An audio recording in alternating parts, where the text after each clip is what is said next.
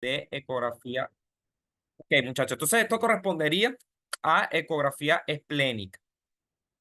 Ok, en ecografía esplénica, perfecto, sí se escucha bien. En ecografía esplénica, vamos a iniciar esto mencionándoles primero que nada la anatomía del vaso. Hay que tener en cuenta que es un órgano intraperitoneal, es uno de los que más se lesiona a nivel de traumatismos intraabdominales. Su cara convexa contacta con el diafragma, que sería esta que vemos acá, mientras que la cóncava con la cola directamente con la cola pancreática, ¿ok? También acompañando al riñón izquierdo y al ángulo esplénico colónico. Hay que tener en cuenta que, bueno, el vaso participa en muchísimas funciones, producción de linfocitos, producción de anticuerpos, fagocitosis, entre otros. Entonces, la técnica ecográfica que se utiliza para valorar el páncreas en decúbito supino puede utilizarse el decúbito lateral derecho, sí. Los cortes siempre deben ser transversales. Yo, por lo general, el sagital para mí es suficiente valorarlo. Sin embargo, si yo veo alguna alteración a nivel del eje longitudinal, sí hago otros cortes adicionales si yo considero. Los espacios intercostales, principalmente en el noveno espacio intercostal, es donde yo lo voy a observar. Ok, esta es la ecografía normal de un vaso. Sin embargo, muy probablemente este vaso esté patológico ahora que me doy cuenta, porque me parece que está muy engrosado. Pero bueno, ya vamos a ir viendo eso. Entonces, con bordes lisos, siempre importante, ¿ok? Mantener en cuenta y que haya una ecoestructura homogénea. Si se fijan, muchos van a decir, oye, pero esto se parece al hígado. Sí es verdad, pero es porque normalmente el vaso también tiene en su hilio esplénico una bifurcación bastante importante de esas estructuras vasculares y por eso se logra ver así. Hay que tener en cuenta que el vaso se mide igualito como se mide el hígado, en un corte longitudinal, ¿ok? Paralelo el eje al plano longitudinal del riñón. Yo voy a trazar una medida, ¿ok? Que vaya del polo superior o, sí, bueno, del polo superior al polo inferior, pero teniendo en cuenta que se vea el hilio esplénico. Si yo no veo el hilio esplénico, no lo puedo medir, ¿ok? Siempre es hasta 11 centímetros y el grosor parenquimatoso hasta 4 centímetros, ¿ok? Esplenomegalia, la primera causa de todo cuando estamos frente a una esplenomegalia son infecciosa, inmunológica, congestiva, infiltrativa, miscelánea. O sea, hay muchísimas causas que pueden agruparse de esplenomegalia. Siempre descarten COVID, porque ya se han hecho varios estudios donde esos pacientes con síndrome post-COVID desarrollan esplenomegalias que pueden durar mucho tiempo. Entonces, tener en cuenta el COVID, aunque no está aquí agregado, pero el SARS-CoV-2 también puede producirte esplenomegalia. Igual que la mononucleosis por Epstein-Barr, citomegalovirus, también son muy frecuentes, sobre todo en pediátricos.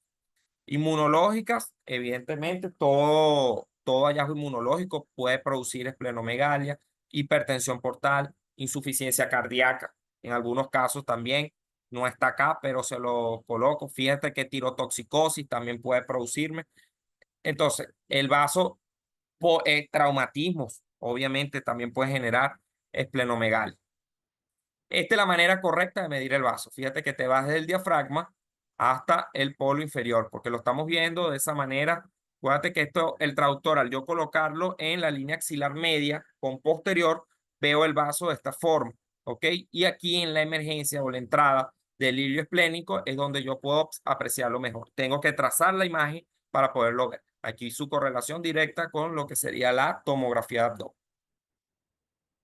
Y seguimos viendo pacientes con leishmaniasis. Fíjate la gran cantidad de tamaño que adopta pacientes con mononucleosis, pacientes con malaria, pacientes con linfoma de Hodgkins. Ya está demostrado que no solamente es la esplenomegalia, sino también el engrosamiento importante del eje anteroposterior por encima de 5 centímetros nos va a decir que estamos frente a una patología linfoproliferativa Y bueno, tenemos también lesiones quísticas, en este caso inflamatorias infecciosas, como lo es el quiste hidatídico, infrecuente en el 3% de los casos, hidatidosis, ¿ok? Es asintomático y ecográficamente vamos a ver esta imagen así. Por lo general son varios tipos. Sin embargo, con que ustedes den el diagnóstico de que es un quiste complejo, si de igual manera pueden lanzar las características hidatídicas, mucho mejor, porque a veces ese quiste puede estar presentando una pared, puede estar presentando una membrana, puede tener una vesícula hija, porque recuerda que es un parásito. Entonces, todo esto, esta hidátide, puede en algunos casos generarse por la hidatidosis. Entonces, pueden diagnosticarse tal cual, como un quiste hidatídico. El infarto esplénico es frecuente, sobre todo en esos pacientes que ya tienen de base una enfermedad hematológica. Ejemplo, una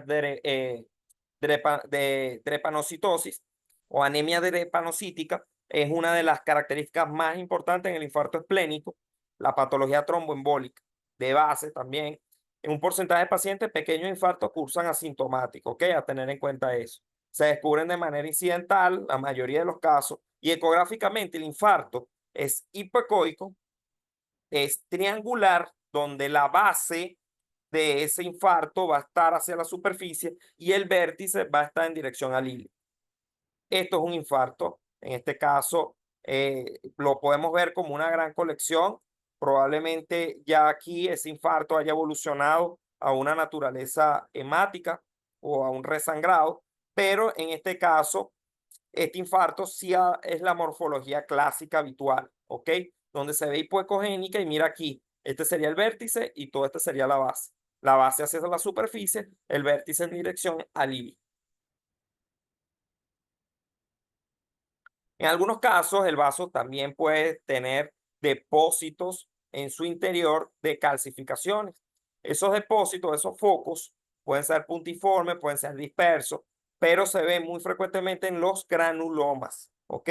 Granulomas son inespecíficos. Con que ustedes digan granuloma esplénico es suficiente, pero no digan que es por TB, no digan que es por histoplasmosis, toxoplasmosis, etcétera, aunque sí pueda estar presente, pero también en las anemias de células falciformes, también en los cuerpos de gamma Gandhi pueden presentarse. Entonces, es preferible dejarlo como un diagnóstico ecográfico sindromático, vamos a denominarlo así.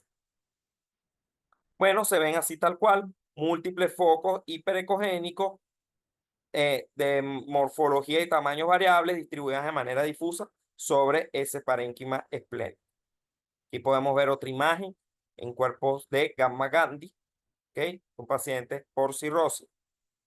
Y se ve mucho mejor todos esos focos hipointensos en la resonancia magnética y bueno, diferentes infartos, en este caso infartos esplénicos.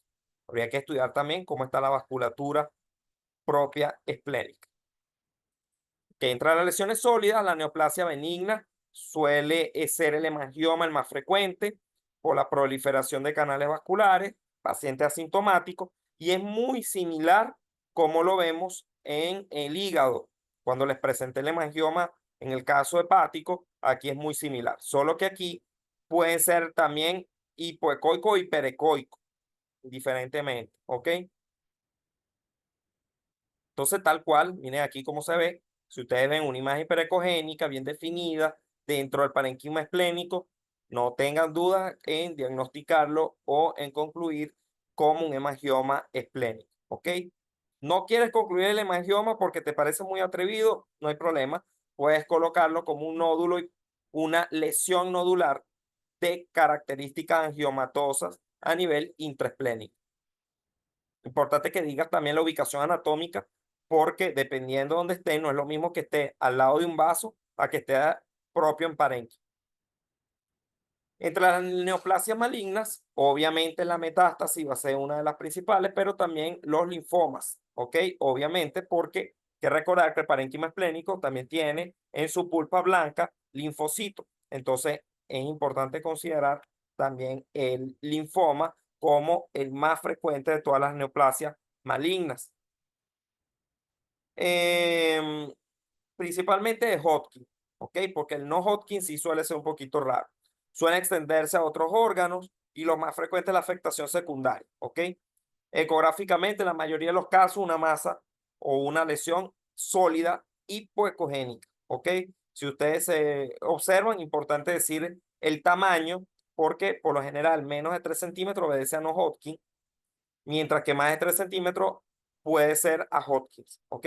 Puede producirse necrosis, irregularidad en las paredes, puede infectarse, necrosarse, puede haber hemorragia, etc.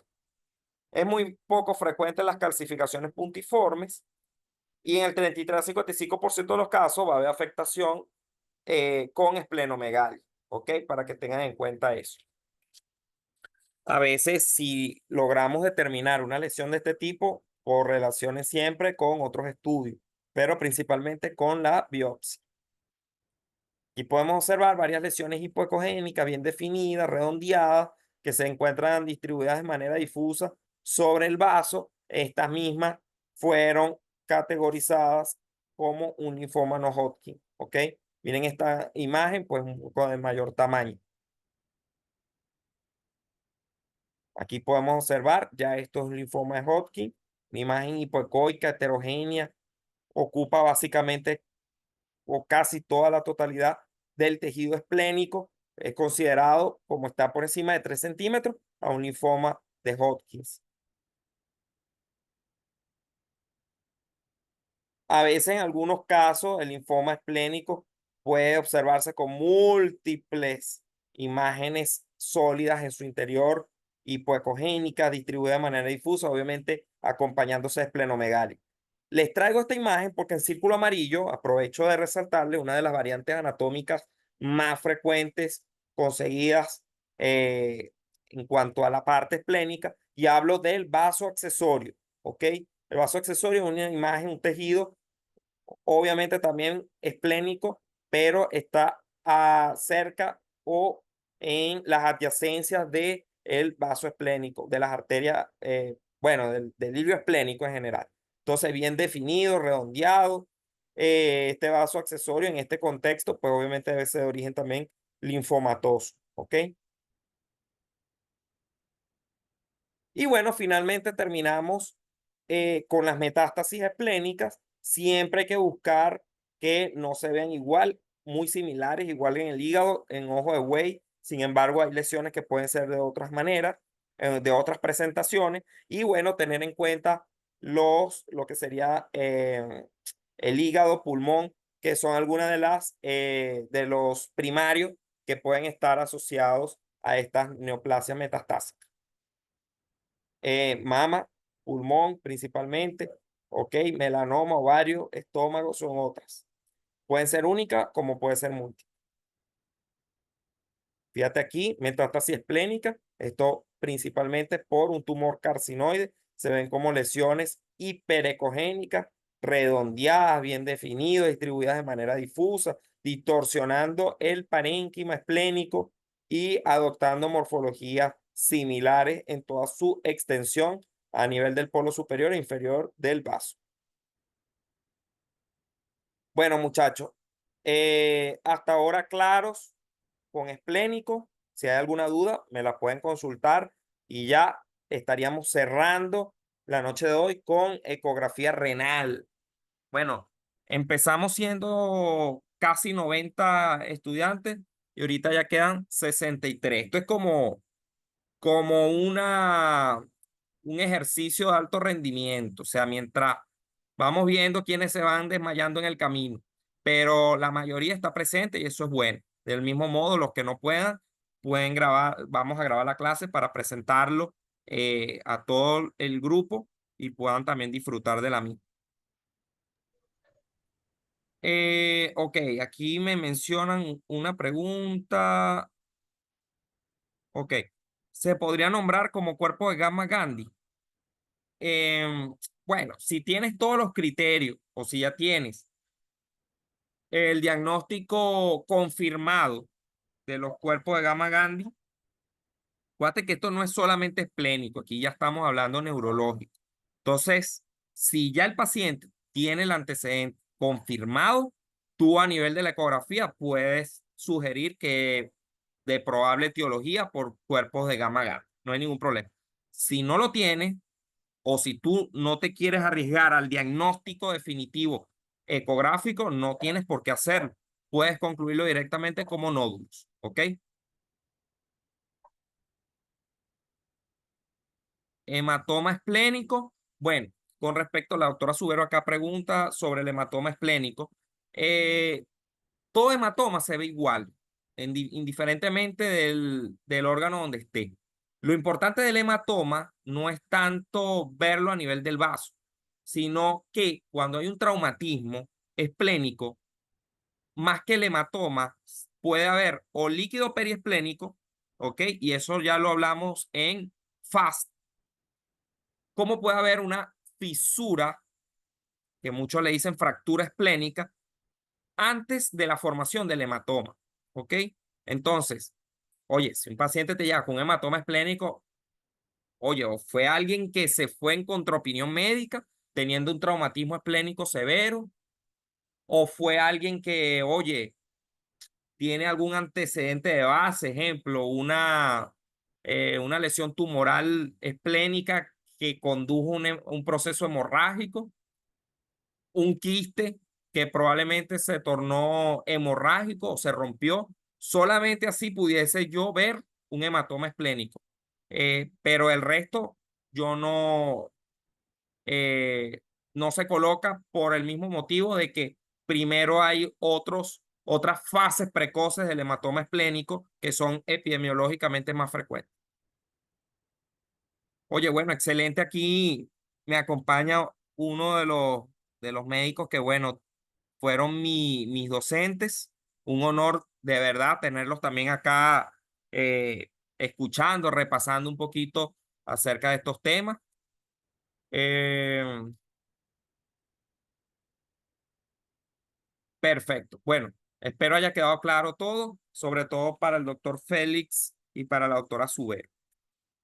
Bueno, muchachos, entonces vamos a continuar con ecografía renal. Yo creo que lo vamos a dejar hasta abdomen. Pélvico, como es corto, lo podemos añadir o lo podemos adicionar a partes blandas, que ya estamos también próximo a iniciar. Si mal no recuerdo, sería mañana o pasado mañana. Tengo que revisar el cronograma para entonces también incluirlo. ¿Ok? Continuamos. Bueno, muchachos, con respecto a la ecografía renal, el mismo modo, hay que tener en cuenta que hay una corteza, que hay una médula, que hay presencia de cálices mayores y cálices menores, que los cálices, en este caso los menores, confluyen en los mayores luego terminan formando lo que sería la pelvis renal. ¿Ok? Entonces, esto es algo a grosso modo para que tengan en cuenta que al final la misma pelvis termina en uréter, etcétera. La presencia de grasa, de vasos sanguíneos, aquí presencia de lo que sería la extremidad superior, polo superior, polo inferior, el margen lateral, etcétera. Esto es algo anatómico muy sutil para que lo vayan bien. Entonces, la ecoanatomía renal, primero que nada, hay que tener en cuenta que hay una corteza y que hay una media. La corteza es hipoecoica, ¿ok? Todo esto que ustedes ven aquí, un tono grisáceo, corresponde a la corteza renal, es homogénea. En ella está el glomérulo. Ya después van a ver por qué hago énfasis en eso. Las pirámides renales, en algunos casos también se pueden ver allí, hipoecoicas o anecoicas en forma triangular. Eso es muy frecuente también observar. Allí se encuentra lo que sería el asa Henle, los conductos colectores. Y la columna de Bertin, que también pues, es una variante de la normalidad. Y el seno renal, que es este que vemos acá, es más hiperecogénico, es brillante, bordes irregulares y contiene nada más y nada menos que el sistema colector. Medidas normales para que tengan en cuenta que en niños no se va a medir igual que en adultos. En niños las medidas cambian, por eso aquí les traigo algunos de los centímetros, sobre todo en el eje longitudinal para que lo tengan en cuenta y en adultos también, ¿ok? Todas estas relaciones, todas estas arterias también pueden de alguna u otra manera medirse en estudios más específicos como el Doppler renal, pero principalmente tener en cuenta que las pirámides también pueden ser medidas para saber si estamos en una prominencia o no.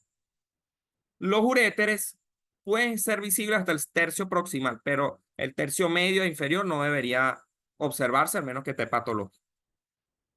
Infecciones, hematorias, dolor lumbar, insuficiencia, control evolutivo, trasplantes, politraumatismo, masas renales, biopsia, radioterapia, son algunas de las indicaciones para realizar eco renal.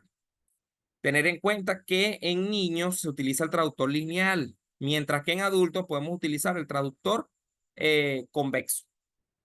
Riñón derecho, el paciente en decúbito lateral, perdón, en decúbito supino puede colocarse en decúbito lateral también. Yo por lo general utilizo el decúbito lateral en caso de que yo no llegue a ver, sobre todo en el riñón izquierdo, que a veces suele ser complejo. Entonces coloco en decúbito lateral, en este caso derecho, para observar mejor el lado izquierdo y poder entonces colocar la sonda tal como aquí estamos observando en esta imagen. Siempre en la línea axilar posterior, ¿ok? En el caso del riñón izquierdo. Entrando un poquito en patología, desde el punto de vista de la pielonefritis, vamos a mencionar que es una inflamación tubulointersticial. Los signos ecográficos vamos a conseguir que vamos a tener un riñón aumentado de tamaño, aparte un parénquima grueso, una ecogenicidad disminuida, es decir, vamos a ver la pielonefritis mucho más hipoecogénica de lo normal. eh, Múltiples ecos dispersos puede ser en el caso de que se formen microabscesos, pero lo más importante acá es que la ecogenicidad del seno renal está conservada. Lo que va a aumentar es la corteza, o sea, porque la patología propiamente está allí. Entonces, frecuentemente puedo conseguir también focos pielonefríticos que pueden ser mucho más hipoecogénicos y pueden estar distribuidas de manera difusa. Hay que tener mucho cuidado que no se forme una masa focal que puede orientarnos a que se trate de un absceso secundario a la pielonefritis aguda. ¿Ok? La pielonefritis enfisematosa, muy difícil a veces ubicarla, pero con la presencia de burbujas de gas por bacterias, obviamente productoras de gas, que se pueden generar. Otra de las patologías son los quistes renales. Es importante de los quistes renales, igualito, como ya les he dicho, como les dije en vaso, como les dije en hígado, como les dije en páncreas, siempre los quistes van a ser similares, redondeados, anecoicos, con pared delgada y reforzamiento acústico.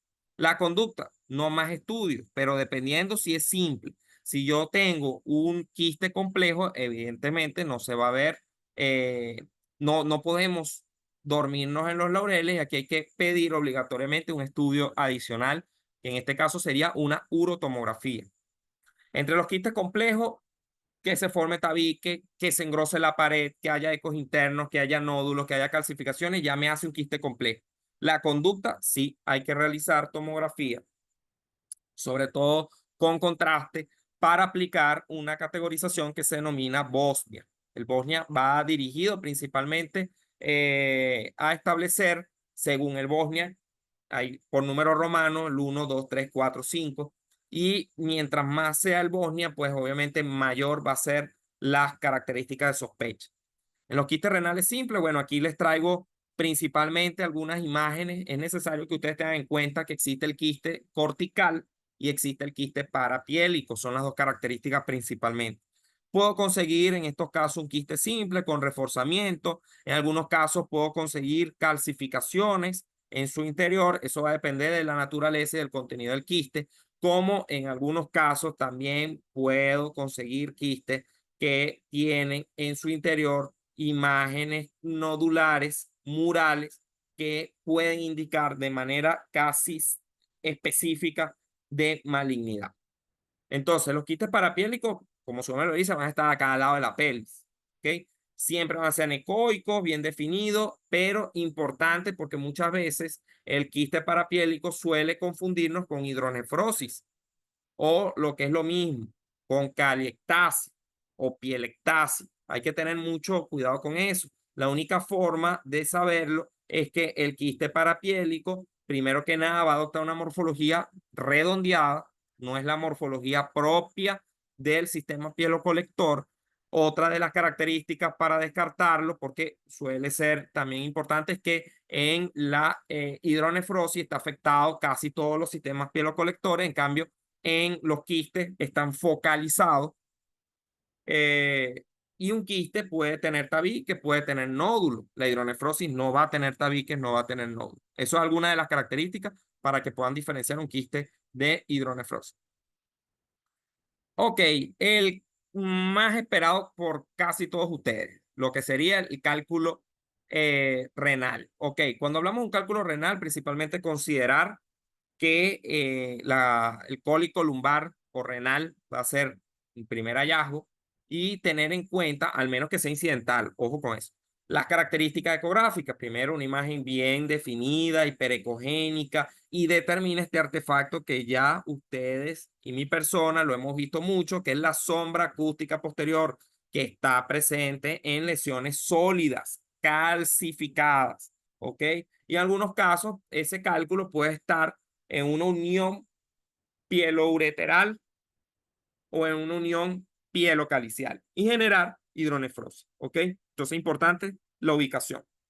Entonces pueden decir que se está en el grupo calicial superior, en el grupo calicial medio, en el grupo calicial inferior. Entidades que pueden simular el cálculo renal. Bueno, el gas intrarrenal, las calcificaciones de la arteria renal, muy frecuente conseguir la aterosclerosis, sobre todo a nivel renal, papilas desprendidas calcificadas, tumores de células transicionales calcificadas. Con respecto a la hidronefrosis, miren la morfología, muchachos, para que no se les olvide nunca cómo se ve la hidronefrosis, la pelvis, los cálices, todos dilatados. Lo más importante es tener en cuenta en la hidronefrosis es, primero, ¿es obstructivo o no es obstructivo? Es decir, ¿quién me está produciendo la hidronefrosis? ¿Es un cálculo? ¿Es una infección? ¿Qué es lo que me está generando de alguna u otra manera el cálculo? Entonces, es necesario siempre tener en cuenta estas características. Con respecto al diagnóstico diferencial, bueno, pelvis extrarrenal, megacálices congénito, siempre hay que correlacionar con la tomografía. ¿Ok? Aquí tenemos entre la clasificación, hay que recordar la clasificación de hidronefrosis, muchachos. Cuando hablamos de la clasificación de hidronefrosis, yo aquí les traigo la clasificación de radiodiagnóstico. Sin embargo, muchas veces hay que tener en cuenta que la hidronefrosis puede tener diferentes tipos de gradación, ¿ok? Hay algunas guías de urología que lo toman hasta la grado 4. Hay otros que solamente 3 grados, leve, moderado, severo. Yo en radiodiagnóstico procuro utilizar las 5 clasificaciones, perdón, los 5 grados de la clasificación principal que nos habla. Primero, el grado 1, cuando está dilatada solamente la pelvis renal. Grado 2, si se dilata la pelvis renal y los cálices, pero no los deforma. Grado 3, dilata la pelvis, dilata los cálices y los deforma, pero sigue conservando lo que sería la corteza, el parénquima renal. El grado 4, todo lo anterior, pero adelgaza el grosor parenquimatoso. Y finalmente el grado 5 cuando es literalmente una bolsa. De todas maneras, les traigo todas las clasificaciones. Ustedes deciden en cuál apoyarse, pero tengan en cuenta que si lo miden hasta grado 4, si a ustedes les llega a aparecer la bolsa hidronefrótica, obligatoriamente van a tener que poner el grado 5. Aquí igual los grados 1, 2 y 3 de severidad y aquí características para que lo vayan revisando propiamente. Bueno, ahora saltando un poquito a oncología, que veo ahí algunos oncólogos por allí conectados. En las tumoraciones renales representa el 86% de los tumores primarios del riñón, ¿ok? Hay que tener en cuenta, muchachos, algo antes de comenzar a hablar del carcinoma de células renales. Em, Toda lesión tumoral que ustedes vean en riñón es maligno hasta que se demuestre lo contrario. Aunque no lo crean, es así. Entonces, hay que tener en cuenta que el carcinoma de células renales, por encima de células claras, células transicionales, entre otros, es el carcinoma más frecuente. ¿Ok? El predominio es más en varón y los hallazgos clínicos es una triada. Recordar siempre la triada típica de un carcinoma renal: hematuria, una masa palpable a nivel de la fosa lumbar, indiferentemente de donde te ubiques, y el dolor en flanco. Si conseguimos esa triada, ecográficamente vamos a conseguir esto que vemos acá. ¿Ok? Siempre hay que complementar, obligatoriamente. Hay que ver con la angiografía hay que ver con la tomografía y hay que ver con otros hallazgos importantes para dar el diagnóstico. Yo recomiendo siempre la urotomografía con contraste, ¿ok? Bueno, muchachos, ya pasando al siguiente punto de sistema urinario, esta vez hablando de vejiga.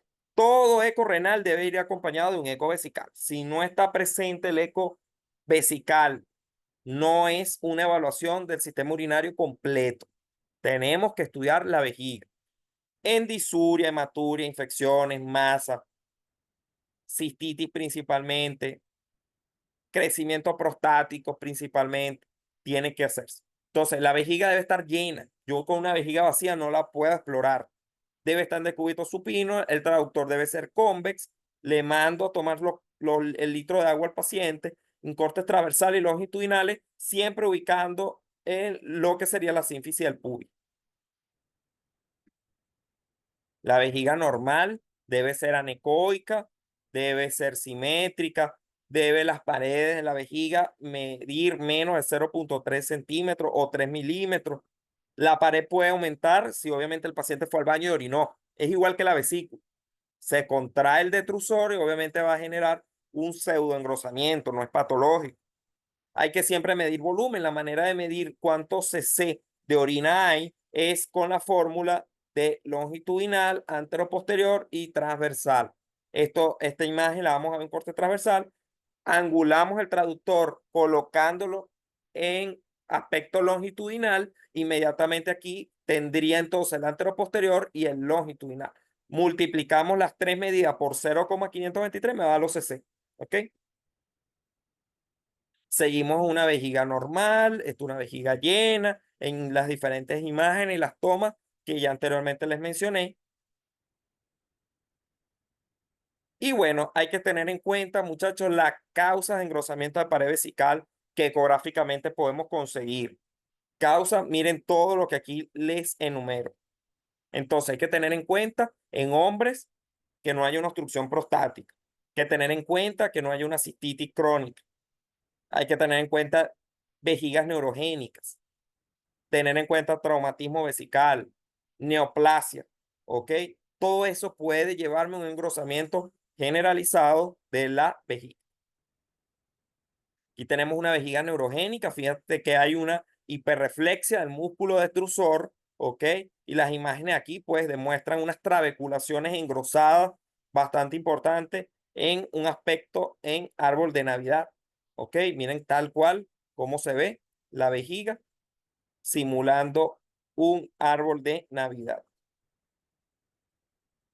Causa de engrosamiento focal. Y aquí pasamos de difuso a focal. Las principales causas, pliegue vesical por distensión incompleta, puede haber un tumor sésil o polipoideo, infecciones, es una de las también muy frecuentes, un hematoma postraumático. Si yo veo un engrosamiento focal en la pared vesical, muchachos, lo primero que yo voy a pensar es una neoplasia. Las infecciones rara vez, aunque esté descrito y está en la literatura y aquí se los coloco, pero no siempre se va a ver focalizado, mucho menos por tuberculosis. La TB vesical muy rara, pero y granulomas por esquistosomiasis, pues mucho más raro observarlo. Sin embargo, tener en cuenta que si lo veo focal, descarten pólipo y si hay un pólipo, estudien esa vejiga, mándenla con el urólogo. Hay que hacer una cistoscopia, ¿ok? Para explorar mejor. Y tenemos causas importantes de tumores malignos, es lo que yo les digo, que fueron originados en la pared vesical, donde comienza el tumor a crecer. Entonces, tener en cuenta siempre que todo engrosamiento que ustedes vean focal, ok, puede ser coágulo, ok, puede ser parásito, sí, pero descarten primero que no sea un tumor, porque en vejiga, igual que en riñón, toda lesión focal tumoral obedece a algo maligno hasta que se demuestre lo contrario. Bueno, una paciente que ya tiene antecedentes de endometriosis puede observarse, en este caso, focalizado, pero eso ya yo teniendo el antecedente confirmado. Puedo conseguir, disculpen, también la presencia de cálculos En este caso, cálculos pueden ser únicos, pueden ser múltiples. Lo importante es que se les vea de pequeño, de gran tamaño, con la sombra. Si ustedes ven la sombra acústica posterior, listo, no hay nada que hacer, eso es un cálculo. Si ustedes movieron al paciente, lo desplazaron de derecha a izquierda, en lateral, de cúbito, obviamente, y veo que se mueve, es un cálculo. Se los digo porque si no se mueve, probablemente entonces sea una lesión neoproliferativa que está calcificada. Hay que descartar eso también. De la vejiga hiperdistendida, lo máximo que puedo llegar es que un aumento de tamaño de la próstata puede generarme una vejiga hiperdistendida, puede ser un cálculo que quedó incrustado en el trígono vesical, como puede ser también una vejiga neurogénica, que pues evidentemente una lesión en la médula espinal permitió la hiperreflexia del músculo detrusor.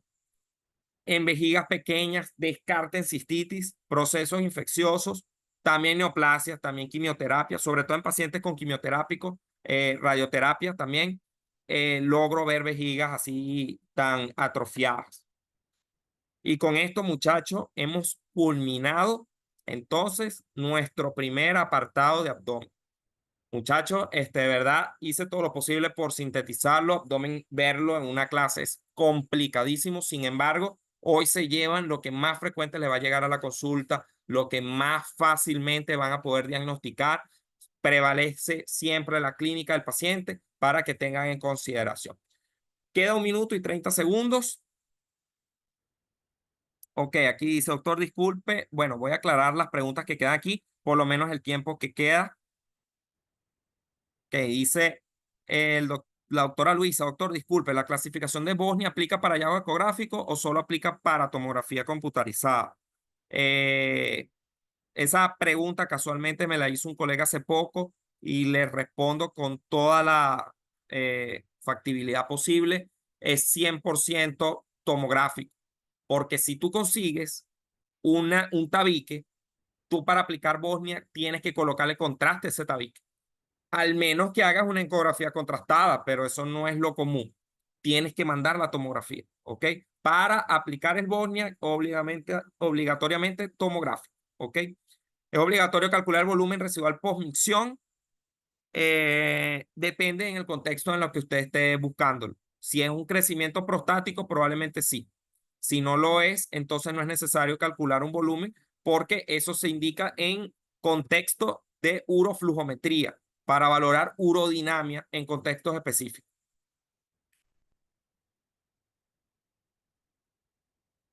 Bueno, muchachos, de verdad me siento muy agradecido con ustedes, que les haya gustado, que estén muy contentos, muy felices. Entonces, bueno, ya las clases quedaron grabadas